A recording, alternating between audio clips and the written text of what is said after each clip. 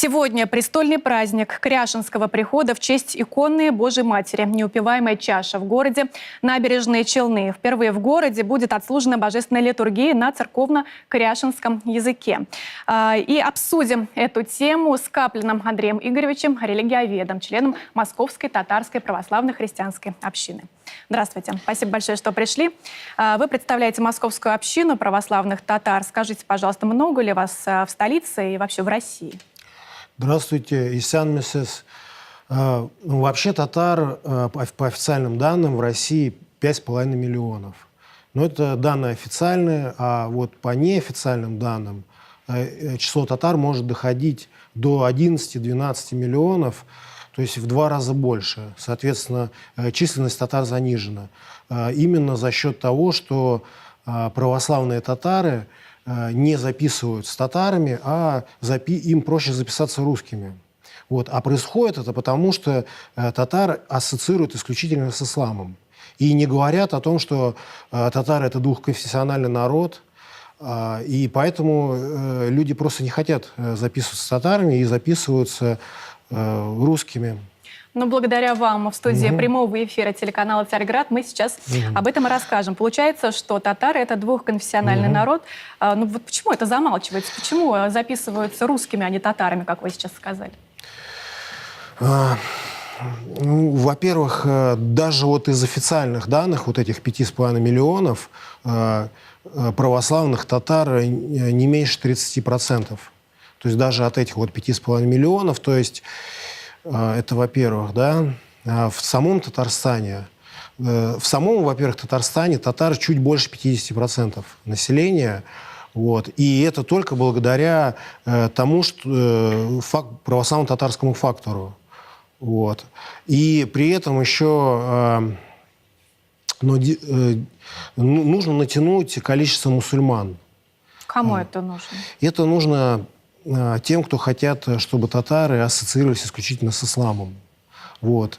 Смотрите, в 1992 году, когда начался парад суверенитетов в России, власти, руководство вот этого региона Российской Федерации, Татарстан, оно сделало ставку на исламизацию. И стали выталкивать людей из татар. Вот. Но в то же время, если они уберут всех православных татар, выпишутся из татар, то татара будет меньше половины населения. И тогда уже регион не татарский. То есть Татарстан, он татарским регионом является только благодаря вот этому фактору православных татар. Но в то же время, благодаря фактору православных татар, Татарстан еще и православный регион. Потому что тогда, получается, большинство населения православное. То есть православных больше 50%. Но в то же время и татар больше 50%. Именно за счет того, что вот есть вот этот вот фактор православных татар, который замалчивается. Но вы говорите, что сами татары записывают себя в русских. Да. Зачем это делать? Не хотят исламизироваться, потому что они выбрали православие, и они хотят вот верить, оставаться... То есть им не дают, на самом деле, шанса оставаться татарами и при этом быть православными. Я знаю, что когда проходила перепись населения, некоторые православные татары причисляли себя к кряшным. Вы знаете... Что это за народ? Это народ или религия? Что это? Смотрите, по переписи только 18 тысяч человек записалось кряшенными. А еще в 20-е годы, когда по переписи было 100 тысяч кряшен, население весь 20 век росло, то их сейчас должно быть 200, там, 300 тысяч, может быть, до 500 000, вот кто-то говорит, а записалось только 18 тысяч. Соответственно, большинство вот крещенных татар, они себя именно с кряшенными не ассоциируют, вот именно как бы не отделяют себя от татар. Ну а в чем различие между православными татарами и кряшенными, крещенными татарами? Смотрите, на самом деле, вот уже во времена Ивана Грозного были и новокрещенные татары, и старокрещенные татары, и уже тогда, в принципе, разницы никто не делал.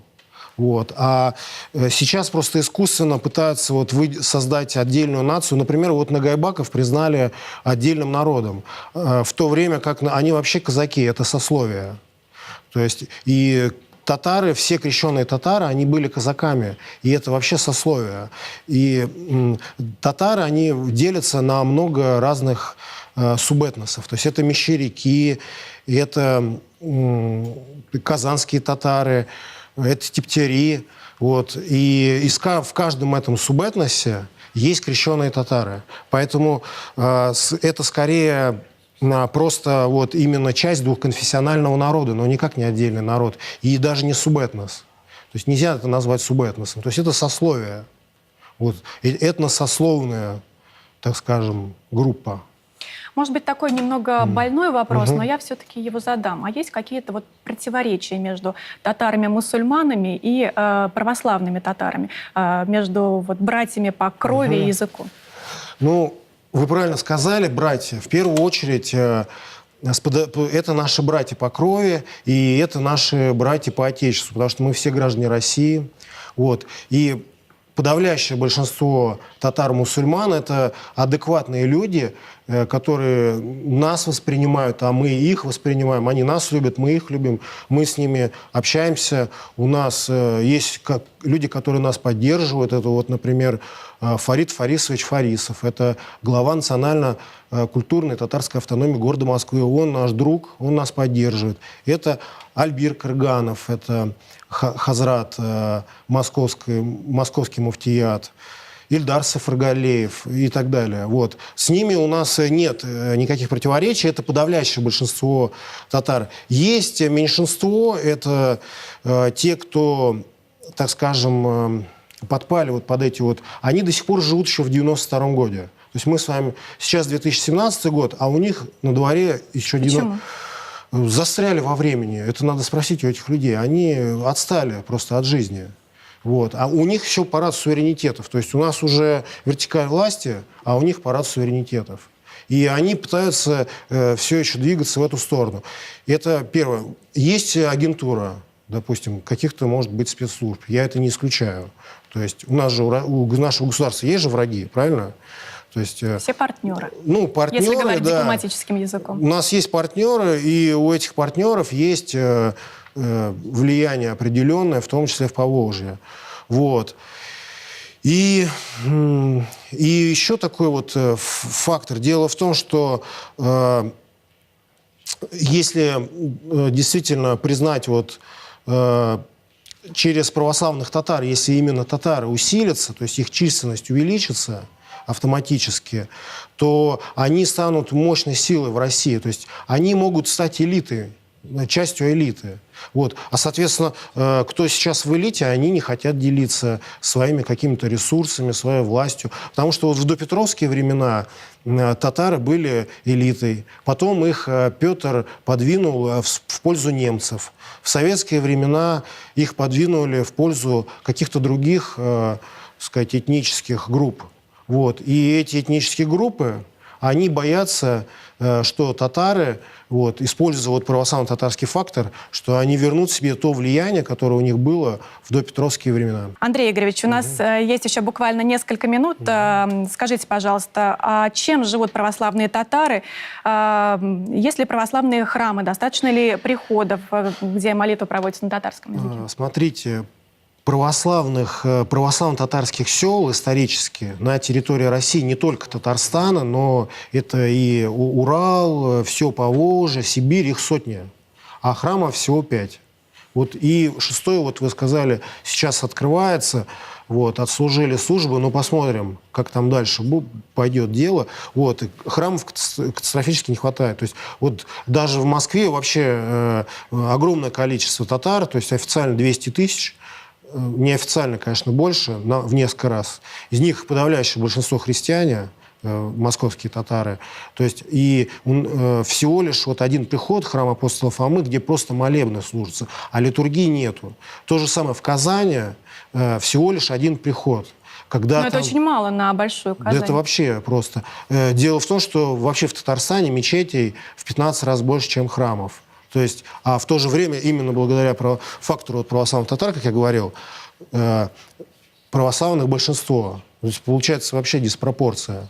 огромное. То есть я радуюсь за мусульман, что у них есть мечети, но я хотел бы также порадоваться за православных, что у них, чтобы у них тоже было бы такое же количество храмов. Хотя А бы. что нужно, чтобы появлялись православные приходы?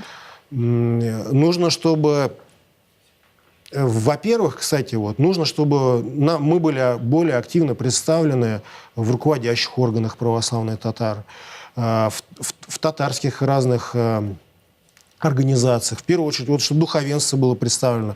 Потому что мусульманское духовенство там представлено. А где православные священники татары? Их огромное количество. У нас прошла секция татарская в рамках рождественских чтений зимой. И было больше 150 человек. И духовенство было где-то около 20 человек татар. И где они? Они нигде не представлены. Ни в татарских, ни в каких организациях, нигде. То есть они, получается, о них замалчивают. Ну, вы сказали, где-то около 1,5 миллиона, да, православных татар в Казани. В каких городах еще представлены? Везде. Вы сказали 30% от 5 миллионов. Ну, это в Татарстане, да. 30... Нет, смотрите, да. То есть, население Татарстана где-то 3,9, а татар из них где-то 2 миллиона. То есть, соответственно, от 2 миллионов, и считайте, 600 тысяч. 600 тысяч. Получается. Да, в каких городах еще представлены? Казань, во всех. Вы сейчас сказали набережные Челны, пожалуйста. Чистополь, Болгар. Я был в Болгаре недавно, как раз летал, и там очень много православных татар, но богослужение не ведется на татарском языке. У нас был, как раз мы разговаривали с отцом Владимиром Головиным на эту тему, что надо проводить и богослужение на татарском языке.